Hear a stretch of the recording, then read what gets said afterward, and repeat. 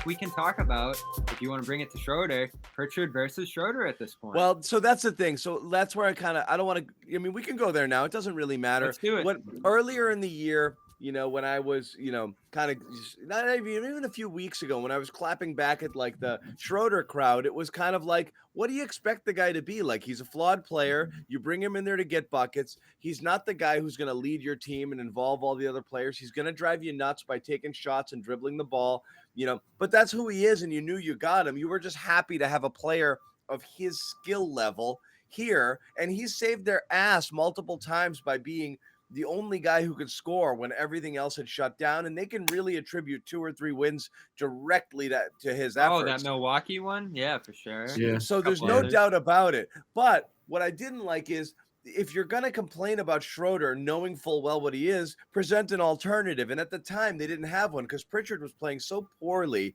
There was really no other person you're going to bring in there, especially at a time when Jaylen was down and you had no offense anywhere. But when the team's back in full, Schroder has a role to play, and that role is get to the from the bench, drive that offense, score some points, energy, Vinnie Johnson microwave sort of stuff. Come on in there and do your thing, but you can't be this friggin' inefficient. You can't take every shot when you're out there, and you can't miss every shot when you're out there. In addition to the turnovers and everything, I mean, this was all around just the crowning of crap games for Dennis Schroder. This was terrible tonight. So when you see this, I get it. All the detractors immediately are going to be like, well, see, he's the worst. He's Monday not. was bad too. One, I think he's a little hobbled. But two, when he plays like this and you start to see things from Pritchard, which you have over the last couple of games, that makes him look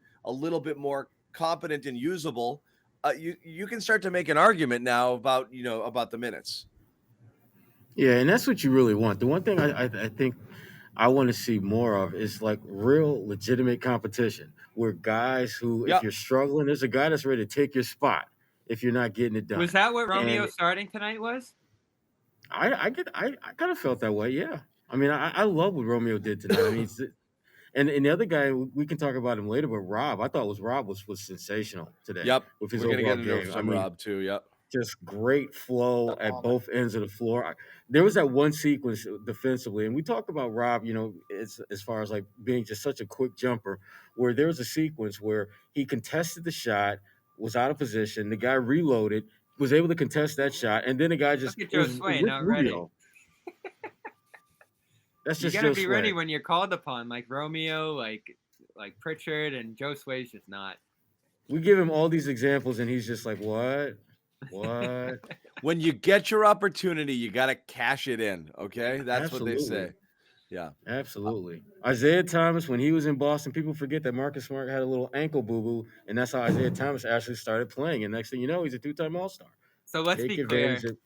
There are no trade discussions going on in the NBA right now. If we're going to bring it to that with Schroder, I mean, these front offices are just scrambling right now. Enough, people. Like, this is when we're having the conversation, we're talking about selling high on an asset that might actually hurt you if you get rid of him. When you finally get to the point where in your mind you've decided Schroder sucks now, that's when you start saying trade him. Too late to jump on this bandwagon. You need him to, it might have been this is a cart. This is the rule with trades. If you're gonna make a trade for somebody, it has to hurt you in order for the other team to want it. Because if it doesn't hurt a little, then the other team doesn't want it at all. There's no such thing as a trade where you're happy with what you got and don't give a crap about what you gave up. That's not how trades work. So the only way Schroder gets traded is if he plays so well that getting rid of him will actually sting a little bit. You can't just all of a sudden when he starts sucking be like, yeah, I'm all set with him. We can trade him for that first round pick now. You're not getting it if he's playing like this. And to be fair, I think there's a number of people that have been frustrated with him throughout. There's been a sizable amount, I'd imagine. And listen, I'm not sure a hater. I've deflected this all along. I enjoy what he's brought here. You think of how Smart struggled early on, Tatum, all your main offensive facilitators there, and Schroder just made it happen with multiple 20-point games at 38. You just don't pick up guys for $5 million who can score 38 points in a game. Doing it efficiently too inside, hitting shots on sequences around the perimeter. He did so many good things for this team, including passing. It's fallen apart here, and that obviously makes it a little bit easier to stomach if you're going to do it. But the reality is, you're probably up against getting value for him anyway with the contract situation. Few teams can make a real offer to him after the year. Pure rental. Are there many teams with this big crunch of 500 teams in the middle of the league who are going in on him? Then you might have to sell low here, even if he's playing great, just to get something back. It could even be a pick.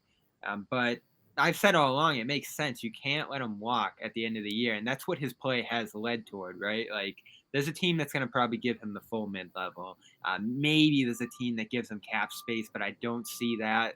So we'll see where the Celtics goes. They could try to keep him. I'm not totally against that either, and just have him in the rotation during a crazy COVID year. He's one of your few reliable guys in terms of rotation players here. I'm not going crazy about what Pritchard, Nesmith, Langford did this week. Extra opportunity for sure. But let's not forget, those guys, they got some opportunity early, and they struggled immensely in it. Pritchard especially couldn't hit a shot to start this year.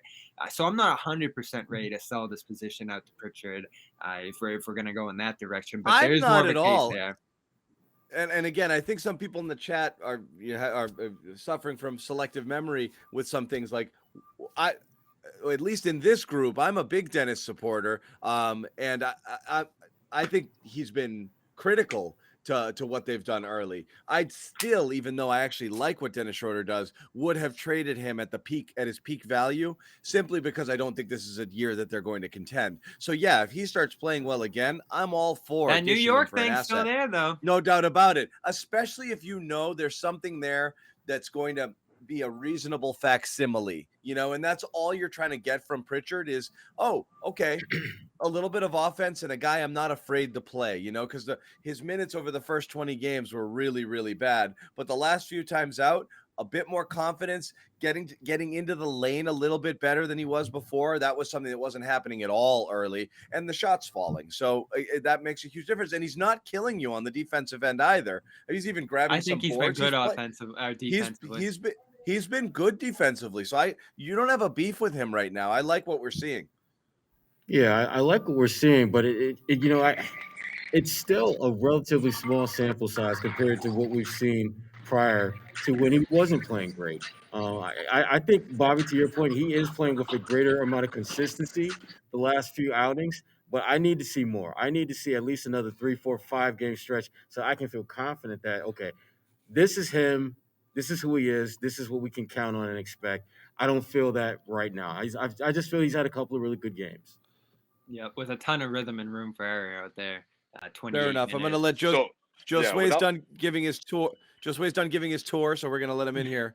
Yeah, I actually look. That's a long story, man. I actually saw someone I haven't seen since this whole 2000s night is real. But anyways, I'll tell you guys that in a second. But let me guess. I don't know exactly who you guys. We don't care about catch up with Joe Sway. We don't care about catching up with Joe Sway. Oh no, you do, Gerard. You do. That's for the 60th minute. This is a legendary story. That's for the Causeway Street podcast. You can't make this stuff up, man. It's a fascinating story. All right, but no, without even knowing who you guys are talking about, I'm gonna guess and say it's Peyton Pritchard, right?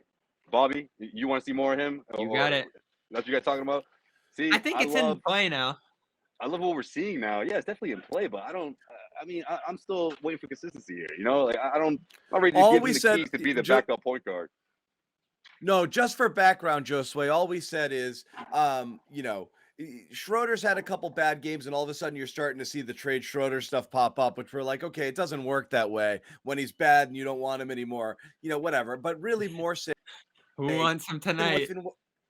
If and when you ever move on, this is the worst of him, and I just don't think he's super healthy. But if and when you move on, if it ever happened, you'd feel better about it if you saw this version of Pritchard. Of course, you need to see consistency, but again, with the kids, you're taking scraps right now, right? Because you want to see just the positive upward movement in their games. You don't need 20 points a night, 20 minutes a night. You just want to see them make the most of their minutes and not look lost or unplayable. You want fewer of those Nesmith in transition moments tonight, or Nesmith Euro step, which I might have laughed harder at that than I have at any comedy this year.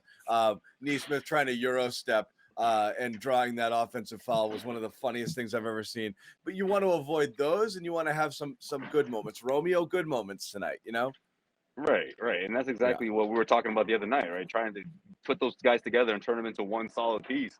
And if that could be Peyton Pritchard, then that would be exactly what we're looking for between one of those three guys. But I'm just, again, I still think it's early. I also think that Schroder, I mean, maybe the health thing is certainly concerned, but it was sort of a bad luck of a couple of things, right, factored into this, right? There was a couple of, remember those moments when he was sort of getting into it with Tatum, and then they both said that it was all over, but then right then and there. And then Brown as well. And with Jaylen, that's when I started to see the kind of like the numbers go down a bit. That's when the rumors came out. I mean, I don't know.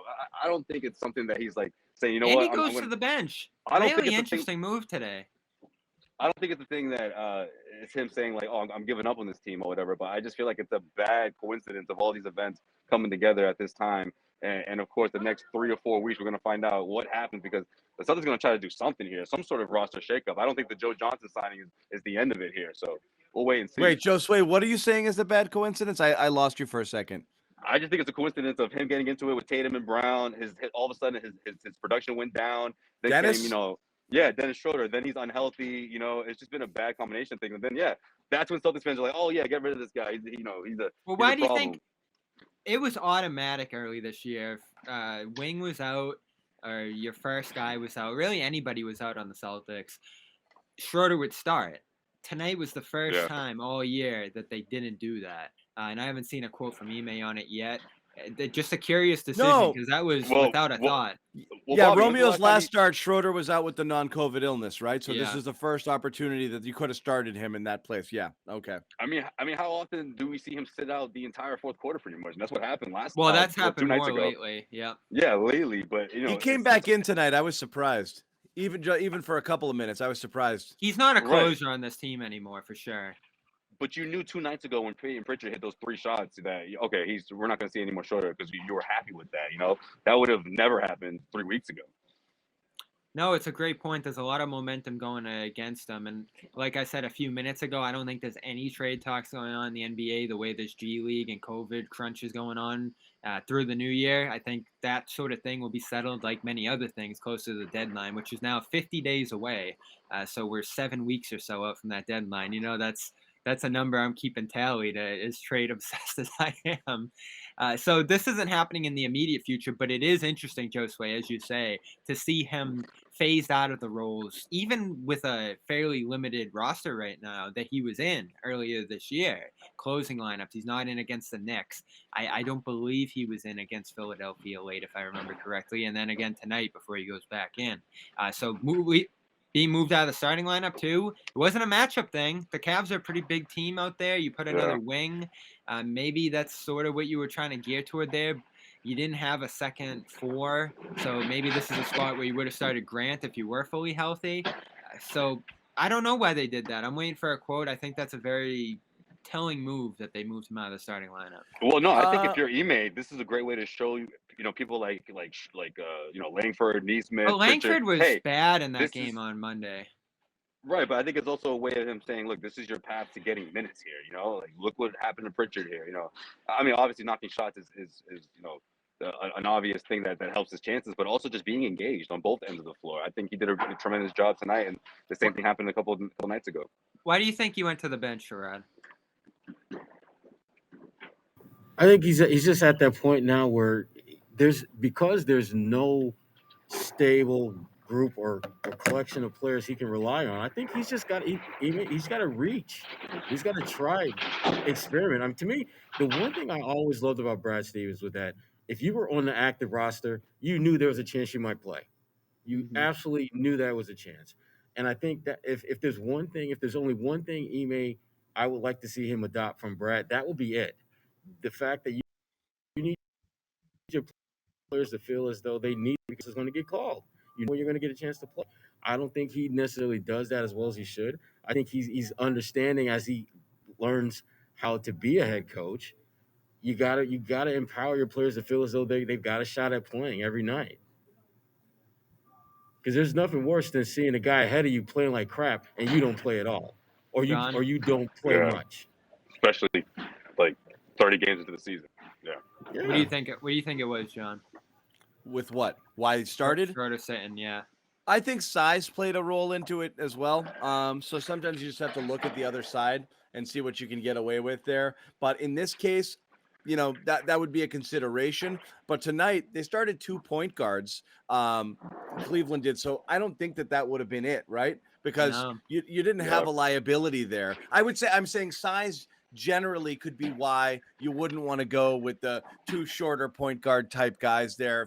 If you're so used to double big, and playing the 3 wings allows the switchability and does more things. So the defense and the size would make sense regularly.